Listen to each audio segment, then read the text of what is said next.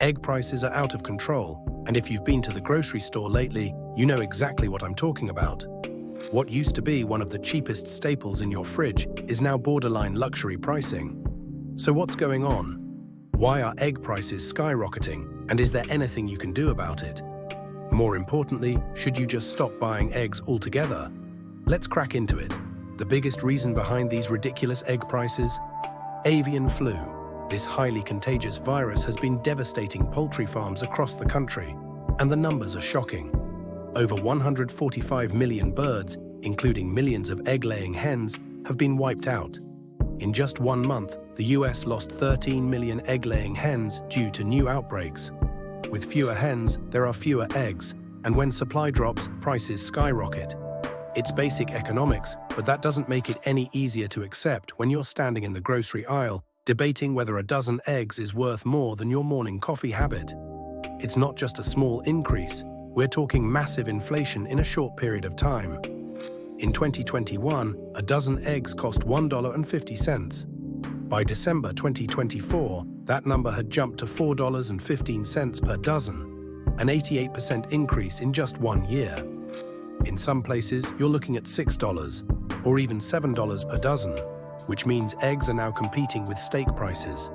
The USDA is predicting another 20% increase in 2025, which means, yeah, it's going to get worse.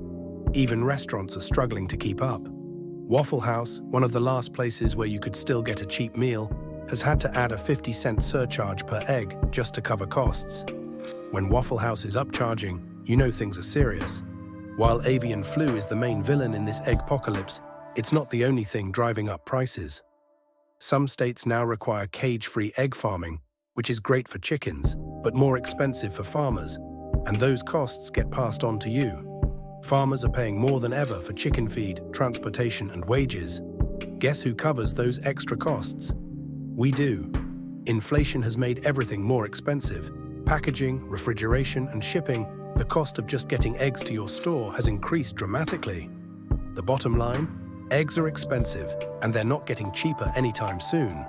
Look, unless you absolutely need eggs, the best way to fight these ridiculous prices is to stop buying them altogether. The less we buy, the lower demand drops, and that's one of the only ways to bring prices down faster. Here's how to survive the egg crisis without losing your mind. If you're baking, you don't actually need eggs.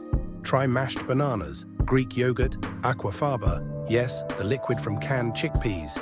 Don't knock it till you try it. Or flaxseed meal with water to create an egg-like consistency.